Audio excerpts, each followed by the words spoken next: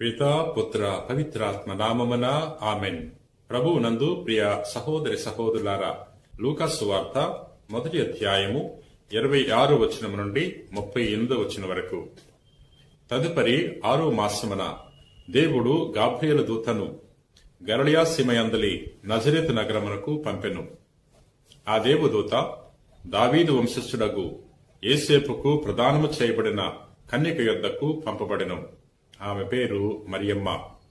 దేవదూత లోపలికి వచ్చి ఆమెతో, అనుగ్రహ పరిపూర్ణురాలా, నీకు శుభము, ఏలిన వారు నీతో ఉన్నారు అనెను. మరియమ్మ ఆ పలుకలకు కలత చెంది ఆ శుభవచనము ఏమిటో అని ఆలోచించుండగా దేవదూత, మరియమ్మ, భయపడకము, నీవు దేవుని అనుగ్రహమును పొంది ఉన్నావు. ఇదిగో, నీవు గర్భము ధరించి కుమారుని కనెదవు. ఆయన మహనీయుడై మహోన్నతుని కుమారుడని పిలువబడును. ప్రభువు దేవుడు తండ్రి అయిన దావీదు సింహాసనమును ఆయనకు ఇచ్చును. ఆయన సర్వదా యాకోబు వంశీయులను పరిపాలించును. ఆయన రాజ్యమునకు అంతమే ఉండదు అని పలికెను. ఇది క్రీస్తు సువిశేషము. క్రీస్తువా మీకు స్తుతి కలుగునుగాక. నేటి సువార్తలో గాబ్రియేలు సన్మంచకుడు మరియమాతకు మంగళవార్త చెప్పటం గురించి ధ్యానం చేసుకుంటున్నాం. దేవాది దేవుడు మరియను తన కుమారునికి తల్లిగా ఎన్నుకుంటున్నాడు. ఈ శుభ సమాచారాన్ని గాబ్రియేలు దూత ద్వారా తెలియచేస్తున్నాడు. అందులకు మరియమాత దేవుని యొక్క చిత్తానికి తలవంచింది. నేను ప్రభు దాసురాలను, నీ మాట చొప్పున నాకు జరుగునుగాక అని తనను తాను సంపూర్ణముగా దేవునికి సమర్పించుకుంది. ప్రియా సహోదరి సహోదరులారా, మన జీవితంలో దైవ చిత్తం ఏంటో తెలుసుకోవాలి.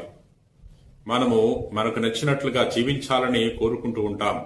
మనకిష్టం వచ్చినట్లు జీవించాలని కోరుకుంటాం. కానీ దేవుని చిత్త ప్రకారంగా జీవించాలి. మన జీవితంలో దైవ చిత్తం ఏంటో తెలుసుకోవటానికి ప్రయత్నించాలి. ప్రియా సహోదరి సహోదరులారా, నేటి సువార్తలో గాబ్రియేలు సన్మంచకుడు మరియమాతతో ఈ విధంగా తెలియజేస్తున్నాడు.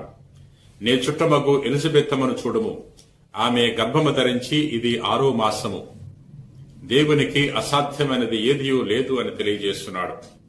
దేవునికి అసాధ్యమైనది ఏదియూ లేదు. ప్రియా సహోదరి సహోదరులారా, దేవుని యొక్క మాటను ఆలకించినప్పుడు, దేవుని యొక్క చిత్త ప్రకారంగా జీవించినప్పుడు దేవుడు మన జీవితంలో అనేక అద్భుతాలు చేయగలడు. ప్రియా సహోదరి సహోదరులారా, మరియ తల్లి విశ్వాసంతో జీవించింది.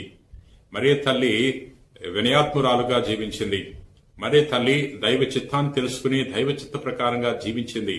అందుకని స్త్రీలందరిలోకెల్లా ధన్యురాలుగా ఆమె దీవెనలు పొందుకుంటుంది. ప్రియా సహోదరి సహోదరులారా, మరియా ఎలిజబెత్తమ్మను సందర్శించడానికి వెళ్ళినప్పుడు ఎలిజబెత్తమ్మ ఈ విధంగా అంటుంది, దేవుడు పలికిన వాక్కును విశ్వసించిన నీవు ఎంత ధన్యురాలు అంటుంది.